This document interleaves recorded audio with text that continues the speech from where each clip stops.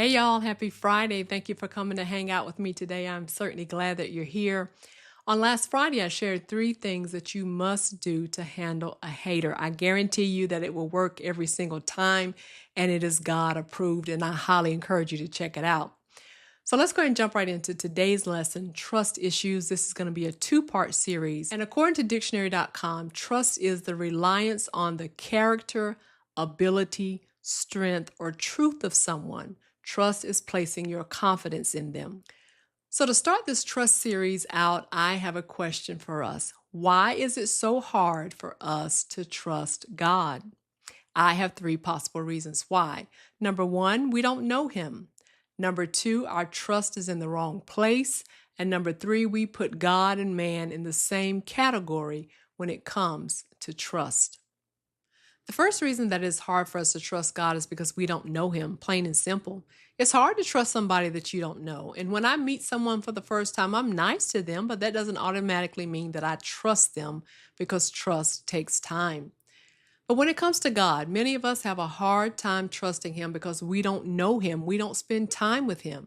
We're not a stranger to God because he knew us before he created us, but he can be a stranger to us. It's not that God is distant, not available, and doesn't care. We just don't take the time to know him for ourselves. We know of God based on what someone else has said about him, what we've seen online or heard the preacher say at church. Yet we haven't taken the time to develop a one-on-one personal relationship with him. And as a result, we are the ones who suffer. We only go to God out of convenience, desperation, or to give him our to-do list to fulfill. That's why we get so frustrated when we don't get our way or God didn't do what we asked him to do. Then we somehow conclude that God can't be trusted. But the truth is, we've never taken the time to get to know him. And one-sided relationships, they never work. When we give our relationship with God little to no effort, we can't expect him to make up the difference. He will not do our part. Now, he can't make us spend time with him, but we also can't make him do anything for us either.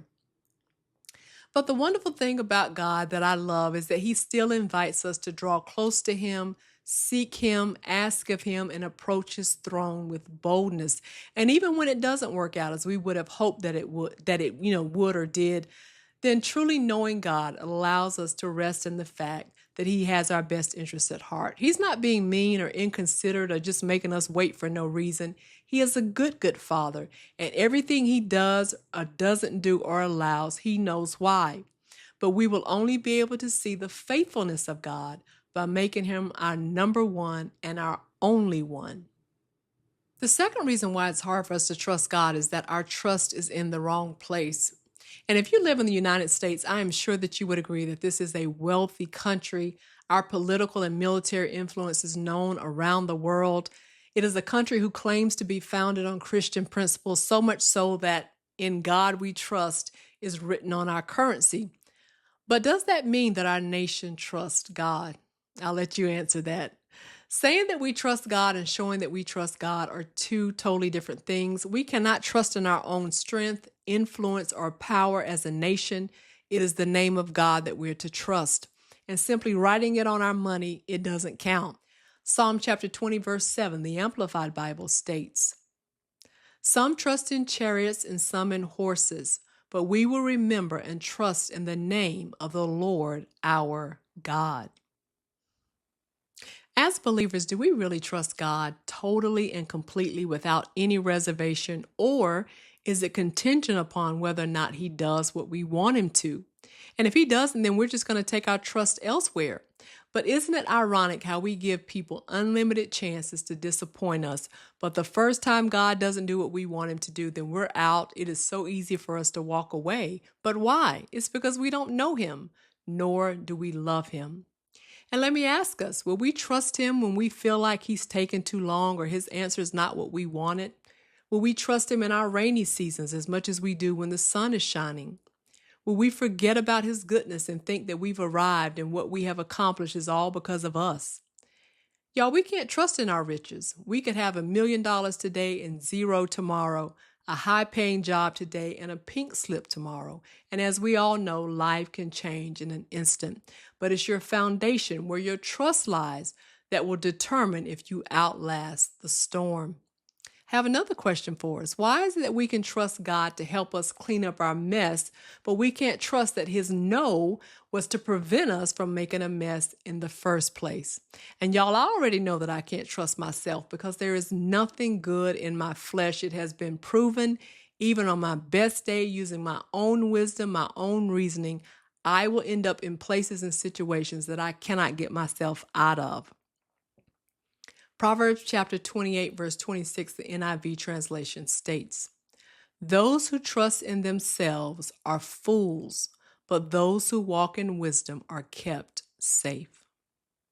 When we trust in anything or anyone other than God, it will not go well, nor will it end well. When we search for peace, fulfillment, answers, or joy outside of God, that signifies that we don't trust Him to be everything that we need. Truly knowing Him means that your search is over. Anything you will ever need is found in Him. And when I go to anything or anyone that God created for something only that He can give me Himself, then that tells me that my trust is in the wrong place.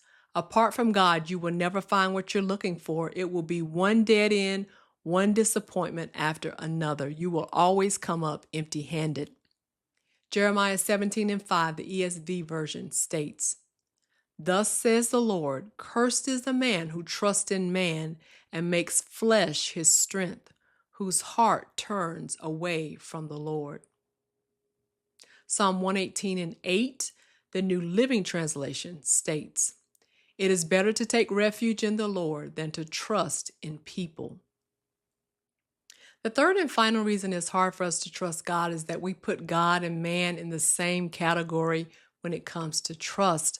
But Numbers 23:19, it sets the record straight, and the Good News Translation states, "God is not like people who lie. He is not a human who changes his mind. Whatever he promises, he does. He speaks, and it is done."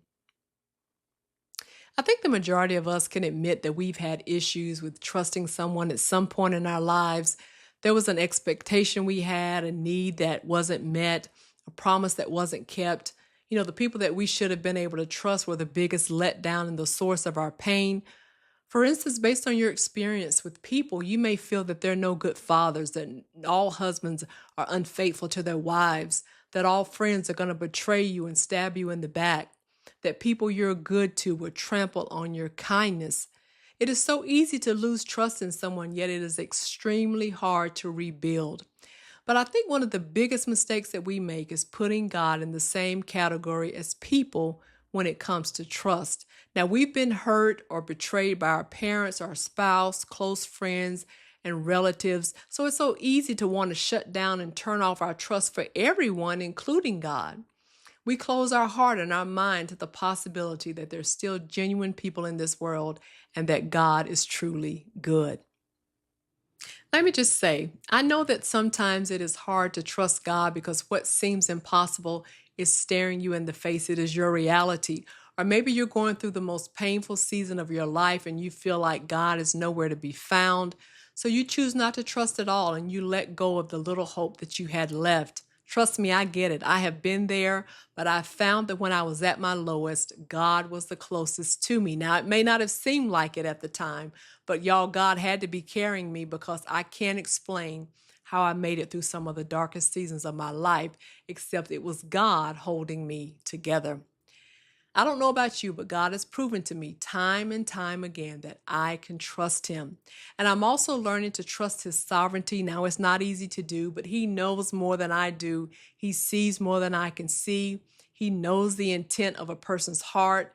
He sees what is waiting for me up ahead, and He knows if I get something too soon or if I connect with the wrong person, it would destroy me. He is always looking out for me, even when it doesn't seem like it. I have let myself down countless times, but God never, ever has. So I'll close with this. In order to trust God, we have to get to know Him. That's the only way, because trusting in ourselves or other people sets us up for disappointment. And we also have to let go of this notion that God is like the person who hurt us. God can't be compared with anyone. God and man will never be in the same category when it comes to trust. He stands alone. He has no equal. If He said it, it is as good as done.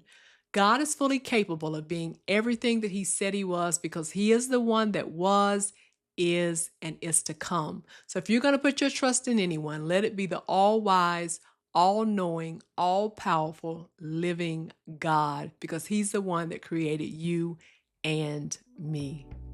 Thank you so much for joining me today, and thanks for sticking around until the end. If you're new or if you're consistently here, either way, I'm grateful for you.